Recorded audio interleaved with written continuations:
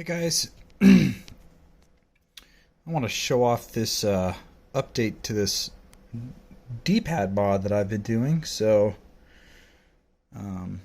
it's a rainy day and my lighting's bad. I've got all the lights on in this room, but we'll see how it does.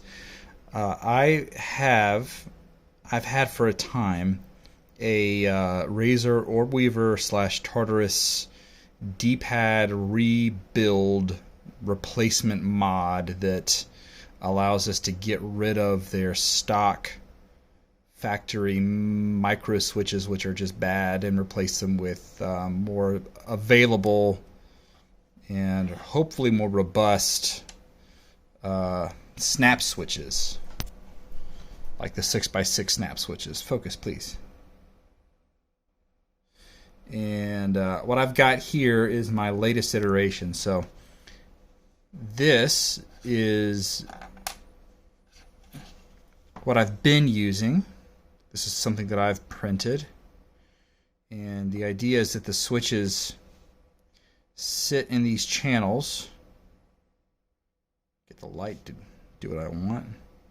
Kind of see when there you go. Sit in those channels, and then the rockers beneath them, and this whole thing gets glued down on top of the PCB.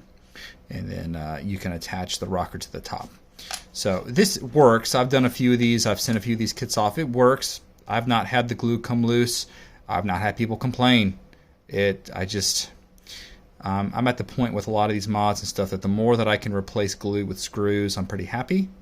And it allows repairs and stuff to be easier. So this is my latest iteration. I don't have any screws in it right now, but I think it should be obvious where the screws would go.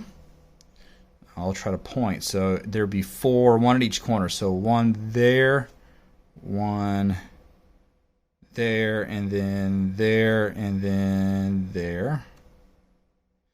And I've got this unscrewed so I can take it apart and show you how this works. So this is now 3 pieces. Well, actually, 1, 2, 3, 4 pieces, where this was previously just 3 pieces. So I've added a bottom cap. And man, the space you've got inside of a Tartarus or an Weaver to work with is real slim. So you know, this is tight tolerances. But anyways, you can see the legs of the switches coming out the side. But so let me see if I can get this off without ruining anything. One-handed, boom, there it goes. So there the switches are. They're sitting in their channels, and this is what I pulled off. So it's just a really thin and flexible cap. A little bit of flex. The idea is that this gets screwed down and holds the switches in place, whereas previously there's no cap on this one, and everything just gets hot glued down. Again, it works. It's just a lot of glue. This can get screwed down with M2 bolts, M2 screws. So it's easy to get in. There's no glue in here. And these legs go through the PCB, and those can be glued down, and it's just so much less glue overall to hold the thing in. And then I'll get these switches out.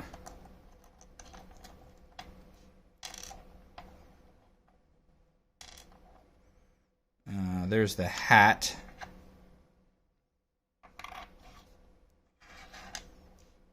And the rocker.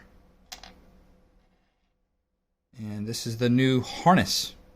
You can see the difference. This is the old harness. This is the new one.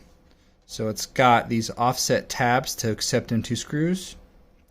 And it's got a slightly altered geometry on the switch cavities to prevent them from wiggling and moving back and forth.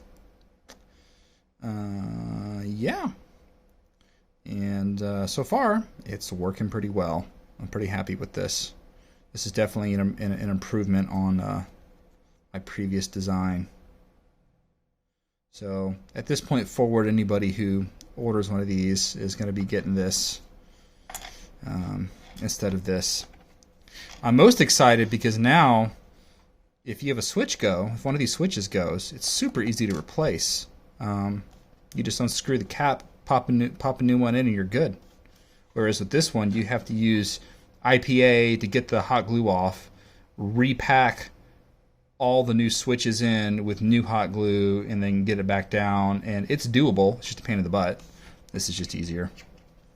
Take out some M2 bolts, replace the switch, put the M2 bolts back in, and you're good.